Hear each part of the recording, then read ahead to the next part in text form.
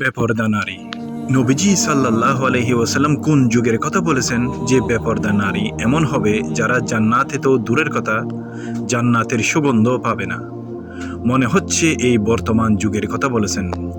নবীজি সাল্লাল্লাহু আলাইহি ওয়াসাল্লামের এই কথাগুলো শুনে যারা নারীদেরকে বেপরদা চলার জন্য ঘর থেকে সহযোগিতা করে, অর্থাৎ পিতামাতা, বড় ভাই, তাদের অধীনেই তো থাকে নারীরা, তাদের সতর্ক করে দেওয়া উচিত, না হলে তারাও জাহান্নামবাসী।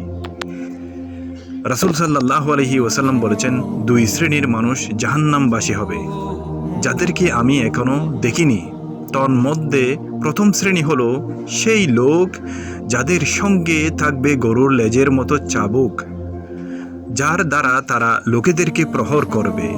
আর দ্বিতীয় শ্রেণীর হলো সেই মহিলার দল যারা কাপড় পরেও উলঙ্গ থাকবে, যারা পাতলা অথবা কোলা লেবাস পরিধান করবে। এরা পর পুরুষকে নিজেদের প্রতি আকৃষ্ট করবে এবং নিজেরাও তার প্রতি আকৃষ্ট হবে। তাদের মাথা হবে হেলে যাওয়া উটের পুঁজের মতো। তারা জান্নাতে প্রবেশ করতে পারবে না এবং তার সুঘ্রাণও পাবে না। অথচ জান্নাতের সুঘ্রাণ এত এত দূরবর্তী স্থান হতে পাওয়া যাবে। তাই সবার উচিত নারীদেরকে সতর্ক করা, পর্দার ব্যাপারে কঠোর সতর্ক করা।